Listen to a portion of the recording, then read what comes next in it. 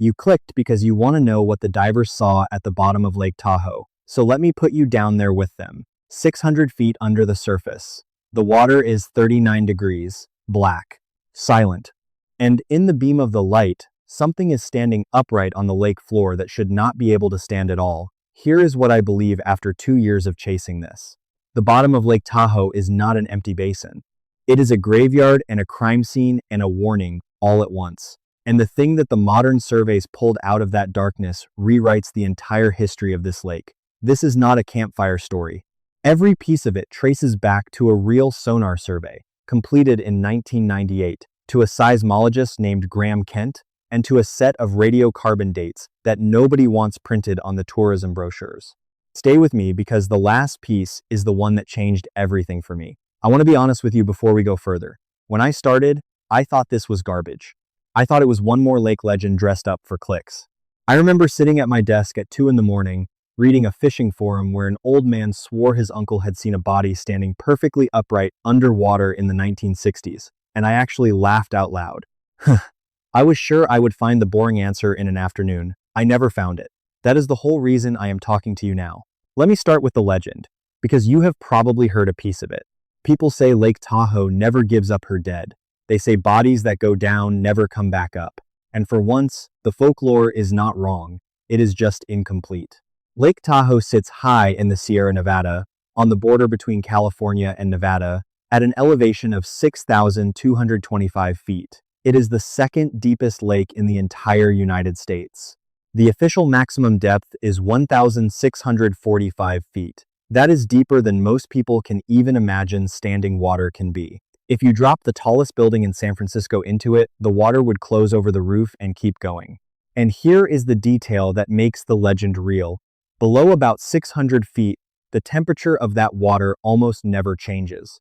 It sits right around 39 degrees Fahrenheit all year, every year. That is the temperature where cold water is at its densest. Nothing warm ever reaches the bottom. There is barely any oxygen. There is almost no bacterial activity of the kind that breaks a body down. So when something sinks into that deep cold layer, it does not rot the way it would anywhere else. The fats in a human body react with the cold water and turn into a waxy, soap-like substance. Scientists call it adipocere. Divers have another name for it. They call it grave wax. It can hold the shape of a face for decades. That is why the stories describe bodies standing upright. In water that cold and that still, a corpse weighted at the feet or tangled in gear does not always float or flatten. It can hang there, suspended, swaying an inch at a time, in a current so slow it takes hours to move. Preserved, waiting. Now here is where the first crack appears in the tidy version of the story. Because if the legend were only about a few drowning victims, it would be sad, but it would not be a mystery. What pulled me in was a name that keeps surfacing whenever people talk about the bottom of Tahoe. A name that supposedly proves something down there is being hidden. Jacques Cousteau. The story goes like this. Sometime in the 1970s, the most famous underwater explorer who ever lived brought a small submersible to Lake Tahoe and dove to the bottom. And when he came back up, the story says, he refused to release the footage. He is supposed to have said one sentence and never spoken of it again. The world is not ready for what is down there. When I first read that, my skeptic alarm went off hard. It sounds exactly like the kind of quote somebody invents. So I went looking for the source. I searched the Cousteau Society records. I searched dive logs, expedition manifests, the shooting schedules for his television specials in that era, and here's what I found. And I want you to sit with it, because it is stranger than the legend. There is no record that Jacques Cousteau ever dove Lake Tahoe. None. No log, no permit, no footage, no expedition file. The quote everybody repeats has no original source anywhere. It appears out of nowhere in the 1990s and spreads. Most people would stop there and call it debunked. I almost did, but then I asked the question that changed the whole investigation. If nobody ever went down there to see, then how did anyone know there was something worth hiding? Where did the certainty come from that the bottom of Tahoe held a secret? Because somebody did go down, not a celebrity with a camera, a survey team with sonar. And what they mapped is the part of this story that never made it into the legend, because it is far worse than bodies. In 1998, a scientist named James Gardner, working with the United States Geological Survey, brought a multi-beam sonar system to Lake Tahoe. This was not a diver with a flashlight. This was a machine that fires sound at the lake floor and builds a three-dimensional map accurate to within a few feet, painting the shape of a landscape no human eye had ever seen. For the first time in history, we got to look at the actual floor of Lake Tahoe, all of it, and the map that came back did not look like the bottom of a peaceful mountain lake. It looked like the site of a catastrophe. Along the western edge of the basin, the sonar revealed an enormous scar. A section of the mountainside, underwater, was simply gone, sheared away. And spread across the lake floor below, it was a chaotic field of debris, giant blocks of rock, some of them the size of buildings, scattered for miles like something had swept them there in a single violent moment. They named it the McKinney Bay slide. And when the geologists worked out the scale of it, the numbers stopped making sense as an accident.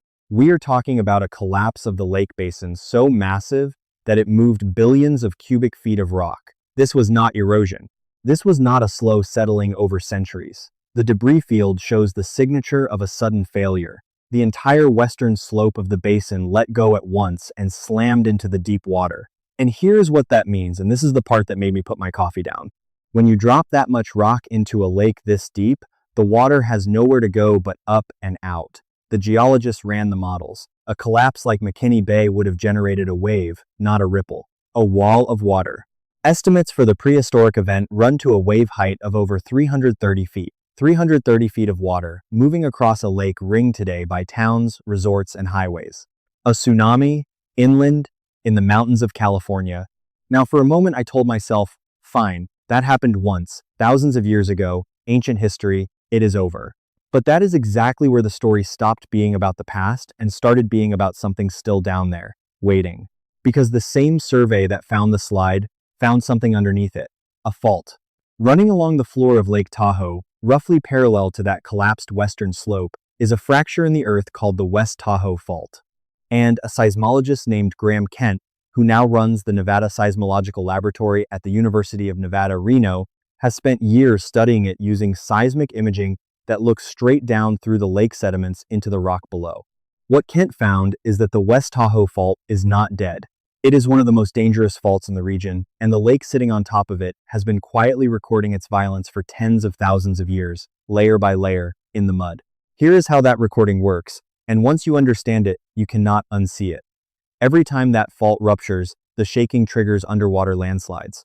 Those slides dump a distinct layer of chaotic sediment onto the lake floor. Then, over the calm centuries that follow, fine mud settles gently on top in neat, even bands. So when you core down into the bottom of Lake Tahoe, you are reading a barcode. Calm, calm, calm violence. Calm, calm violence. Each violent band is an earthquake big enough to shake the mountains apart. Kent's work suggests the West Tahoe Fault is capable of producing an earthquake around magnitude 7. And the sediment record shows it has done exactly that, over and over, on a rough cycle. The last major rupture appears to be around 3,000 years ago, or possibly more, which, on this fault's own schedule, means it is not early, it is due. So already the innocent legend has transformed. The bottom of Tahoe is not just cold and dark, it is the lid on an active fault, littered with the wreckage of a catastrophe big enough to send a 300-foot wave over the mountains. And every core sample says it will happen again. But I promised you the divers saw something standing upright. And it was not a body. It was the thing that finally broke the official story of this lake wide open for me. I know what some of you are thinking right now, because I thought it too. You are the person who does not fall for spooky lake stories. You are sitting there telling yourself there has to be an ordinary explanation for all of this. Landslides happen. Faults exist everywhere in California. So what? This next part is for you specifically, because I was you, and this is the exact evidence that I could not argue my way out of. Stay with me here, because if you are the skeptical one, this is where it gets you. Before we go deeper, let me stop for a second, because if the drowned forest already rearranged how you see this lake, there is a way to sit with that feeling for good. Here is the thing that got under my skin with Tahoe. The real evidence was never lost. It was measured and mapped and dated by serious people, and then it just never left the room.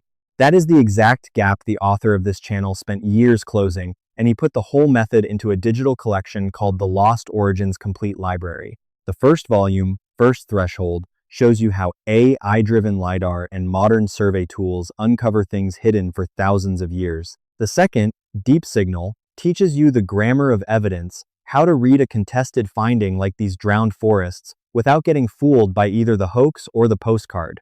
And the third, hidden systems, ties it all into one complete casebook you cannot get anywhere else. 3 volumes, readable on any device, no special app needed. And you can test the whole idea for free tonight. Take that Cousteau quote, the one everybody repeats. Do exactly what I did. Search for an original source, a dive log, a permit, a single expedition record. You will find nothing, because there is nothing. And in 10 minutes, you will feel the difference between a story that was measured and a story that was invented. That is the muscle these books build. The fastest way to get the books is to scan the QR code right there on your screen, or go to the link in the description or the pinned comment. And there is no rush that is not already true on its own. That fault under the lake is loaded, whether you read this year or next. So the sooner you learn to read the evidence, the sooner the pretty version stops fooling you. All right, let me take you back down to the bottom, because there is one thread I still have to pull. The reasonable position goes like this. Lake Tahoe has been a lake for a very, very long time. Hundreds of thousands of years. Its water level goes up and down a little with the seasons and the snowpack, sure, but fundamentally it has always been a deep, full lake. The bottom has always been the bottom. Anything found down there, from bodies to boulders, ended up there by sinking into water that was always deep, clean, simple, done. I held that position honestly. And then I ran into the divers and the trees. Because when researchers sent divers and submersible cameras down into Lake Tahoe and into its smaller sister just south of it, Fallen Leaf Lake, they found forests. Actual trees. Standing upright, rooted into the lake floor, in their original growing position, in water more than 100 feet deep. Let me be very precise about what that means, because the precision is the whole point. These are not logs that floated out and sank. A log that sinks lies flat on its side. These trees are vertical. They are anchored in the ground by their own roots, exactly where they sprouted from the soil. The only way a tree grows standing up, rooted in the earth, is if there was no water there when it was alive. It grew on dry land, in open air, in sunlight, which means that the floor of the lake, where these trees stand today more than 100 feet underwater, was once a dry hillside covered in a living forest. Sit with the size of that. For a tree to grow to maturity where the divers filmed it, the surface of the lake had to be more than 100 feet lower than it is today, and it had to stay that low for decades, long enough for whole trees to grow tall and thick before they died. Now here is the anchor, the specific number that turned my skepticism to dust. Researchers cut samples from those drowned trees and ran radiocarbon dating on the wood, and the dates came back pointing to the medieval period, roughly 700 to 800 years ago. Some of the analysis ties them to a stretch of time in the western United States that climate scientists have separately identified as an era of catastrophic megadroughts. Do you see what that does to the simple story? The comforting version says the lake was always full and always deep. The trees say that is false. The trees say that in the not-so-distant past, within recorded human history elsewhere in the world, Lake Tahoe dropped so far and stayed so low for so long that forests marched down into the basin and grew for generations on ground that is now the cold black lake floor. And then the water came back. It rose over 100 feet and drowned those forests where they stood. Preserved them in that 39-degree deep water, upright, rooted, waiting for a diver's light to find them centuries later. That is what changes everything. Not a monster, not a hidden body. A living forest, standing in the dark at the bottom of one of the deepest lakes in America, proving that this lake is not the stable, eternal thing the postcards sell. It is a place that has swung between drowned forest and mountain sea, back and forth, in violent cycles, and it did it recently. Now, let me pull the threads together, because separately, they are strange. But together, they are the reason I could not sleep. Think about the timeline the lake itself is recording. A fault that ruptures at magnitude 7 on a cycle, and is now due. A western slope that has already collapsed once and sent a wave over 300 feet high across the basin. And a water level that we now know can rise and fall by more than 100 feet as the climate swings from megadrought to deluge. All three of these things are written into the mud and the trees at the bottom of the same lake. And here's the question that started to feel less like curiosity and more like dread. What happens when they line up? What happens when the West Tahoe Fault lets go during a period when the lake is full to the brim and shakes loose another slope like McKinney Bay? Graham Kent has actually addressed this, and his answer is not comforting. His modeling indicates that a major rupture on the West Tahoe Fault today, triggering an underwater landslide, could generate a tsunami in the lake. In a modern basin ringed with communities, even a wave a fraction of the size of the prehistoric monster would be a disaster the region is completely unprepared for. There are no tsunami sirens in the Sierra Nevada. Nobody in a lakeside town is watching for a wall of water. Why would they be? It is a mountain lake. So now let me return to that thing everybody once dismissed, the legend that the world is not ready for what is at the bottom of Lake Tahoe. I told you there is no evidence Cousteau ever said it. That is true. But strip away the celebrity and look at what the science actually found down there, and the sentence stops being a hoax and starts being the most accurate description of Lake Tahoe I have ever read. Because here is what I kept circling back to, and this is where the story turns from mystery to something that genuinely bothers me. All of this evidence exists. The sonar map from 1998 is real. The slide is real. The fault is real. The drowned upright forests are real and dated. The tsunami models are published. And yet, if you ask the average person who visits Lake Tahoe, more than 15 million visitors a year, not 1 in 1,000 has ever heard a word of it. I do not think that is an accident of communication. I think it is a choice about what a beautiful, profitable, world-famous lake is allowed to be in the public imagination. A serene alpine jewel sells vacations. An active fault under a basin that periodically drowns forests and could throw a wave over the shoreline does not. The evidence was never buried in a vault. It was buried in plain sight, in technical papers and survey archives that nobody points the tourists toward. The people who could have made this common knowledge simply chose to let it stay quiet. And that is the thing that separates a real cold case from a campfire tale. The truth about the bottom of Lake Tahoe was never lost. It was measured, mapped, dated, and modeled by serious scientists. It just never left the room. So let me take you all the way down now to the single detail that I keep coming back to, the one that I think is the real secret at the bottom of this lake. Picture the divers again, 39 degrees, 600 feet down or 100 feet down at fallen leaf, the beam of the light cutting through water, so clear and so still, it feels like empty space. And out of that darkness, a shape resolves. A trunk, bark still on it, branches, roots gripping soil. A tree, standing exactly as it stood the day it was alive, when the wind moved through its needles and the sun warmed its bark and the ground beneath it was dry. That tree has been standing in the dark, underwater, holding its position for something like 700 years. It has been standing there since before Columbus sailed. It stood there through the entire history of the American West, silent, upright, perfectly preserved by the same brutal cold that preserves the bodies in the legend. And the reason it is standing there is the whole answer. It is standing there because this lake is not stable, because the ground it grew on was dry within human memory, because the water that drowned it can rise and fall by more than the height of a 10-story building, because the fault beneath it is loaded and waiting.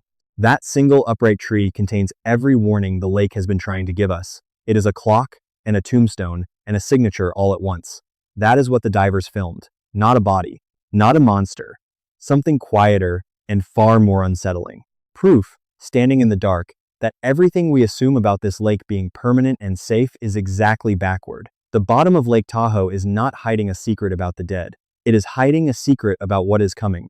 Here is the feeling I was left with after 2 years, and I think it is the real reason this one got under my skin.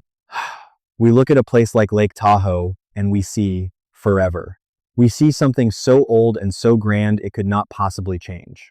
And the lake floor, quietly, patiently, is holding up the evidence that it changes all the time and violently, and that we simply chose not to look.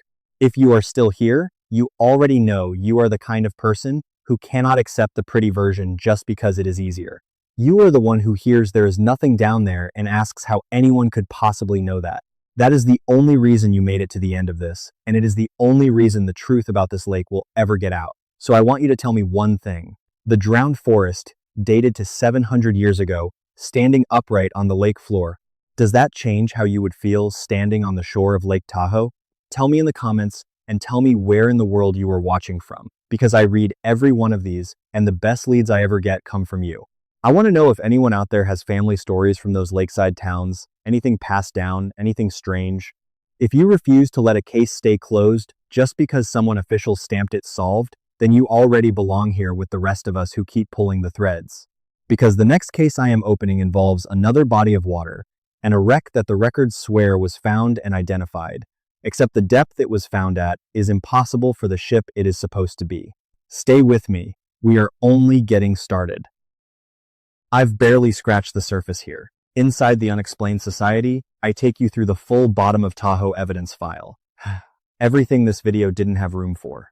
In there, you can ask me your own questions, and I answer you myself, no bots. And you won't be alone. You'll belong with mystery lovers like you. Just point your phone's camera at the code on screen, and you can cancel anytime. Now, if what those divers found amazed you, wait until you see this. Machines looked deep into the Great Lakes and uncovered something no scientist can explain. It's starting right here, so stay with me.